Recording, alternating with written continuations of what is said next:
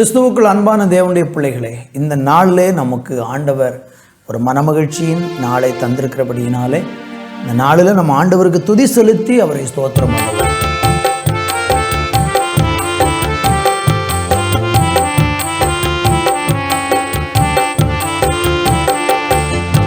நல்ல உள்ளம் தர வேண்டும் நாதா, உம்மை நன்றியோடு பாடி துதிப்பேன் தேவா.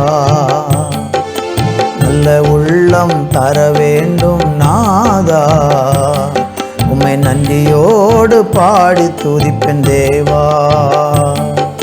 துதிகளிலே வாசம் செய்யும் மூவா, உம்மை துதித்தாலே இதயம் மகிழும் தேவா. துதிகளிலே வாசம் செய்யும் மூவா, உம்மை துதித்தாலே இதயம் மகிழும் தேவா. நல்ல உள்ளம் தர வேண்டும் நாதா, நன்றியோடு பாடி துதிப்பேன் தேவா. நல்ல உள்ளம் தர வேண்டும் நாதா, உம்மை நன்றியோடு பாடி துதிப்பேன் தேவா. பரிசுத்த தூதர்கள் பணிந்தும்மை துதிக்க, பரலோக மகிமையால் நிறைந்துமே ஜொலிக்க.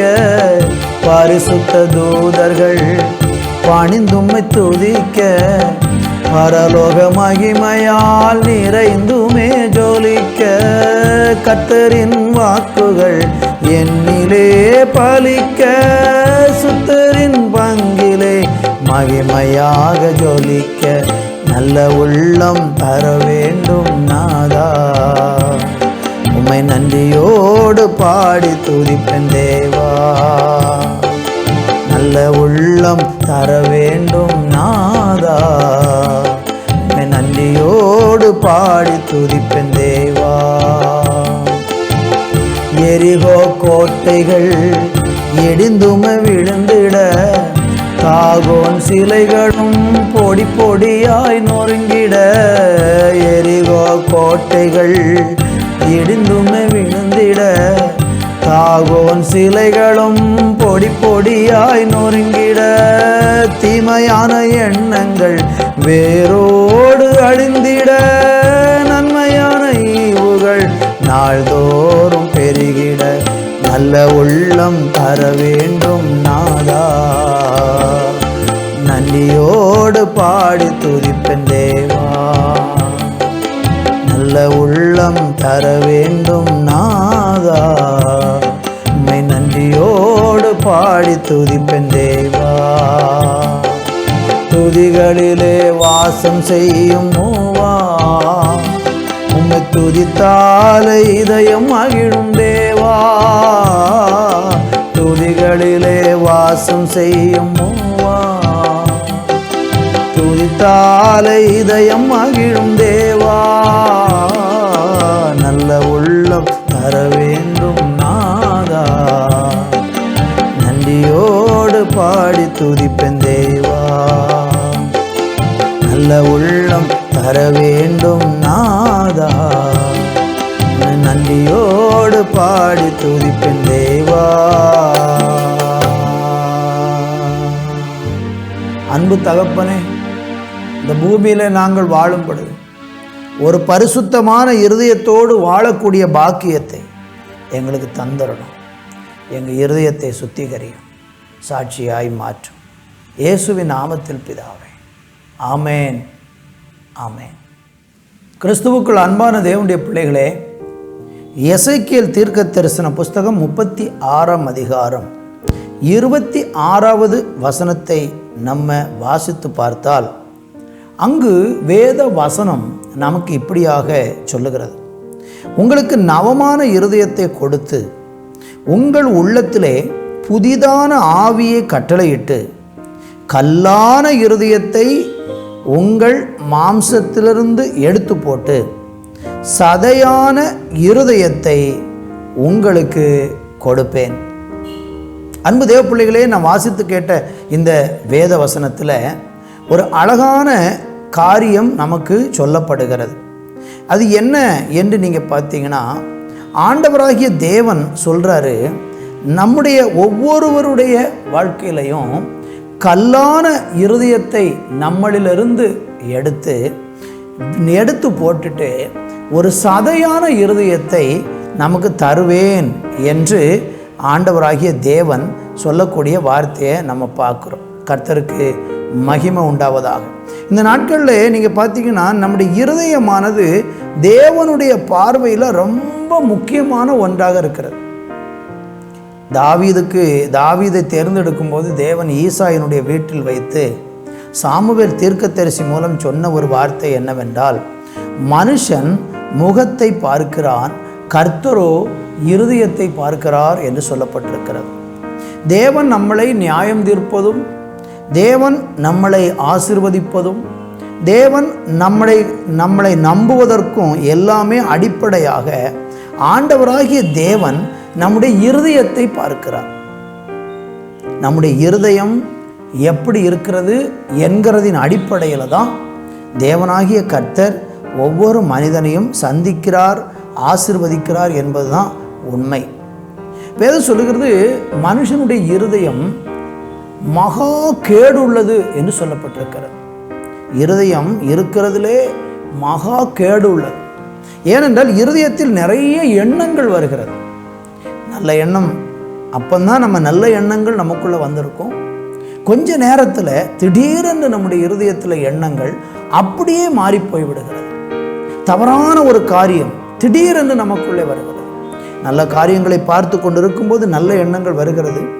தீய காரியங்கள் நம்ம கண்முன் வந்த உடனேயே ஒரு செகண்டில் நம்முடைய இருதயமானது தீய எண்ணத்துக்கு நேராக போய்விடுகிறது. இதுதான் ஒரு மனுஷனுடைய இருதயத்தின் நிலைமை. அப்போ நம்முடைய இருதயம் எப்படி தூய்மையாகும்?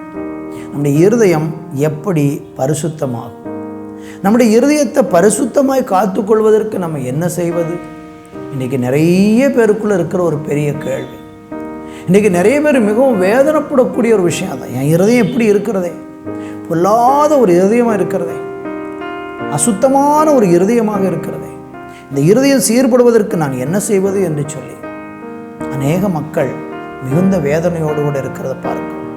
நீதிமொழிகளின் புஸ்தகத்தில் நம்ம படிக்கும்போது கர்த்தர் சொல்கிறாரு, உன் இருதயத்தை எல்லா காவலோடும் காத்துக்கொள், அதில் நின்று ஜீவ ஊற்று புறப்படும் என்று சொல்கிறார்.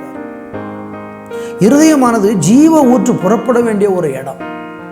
ஆசீர்வாதத்துக்கான எல்லா காரியங்களும் இருதயத்திலிருந்து தான் வர வேண்டும்.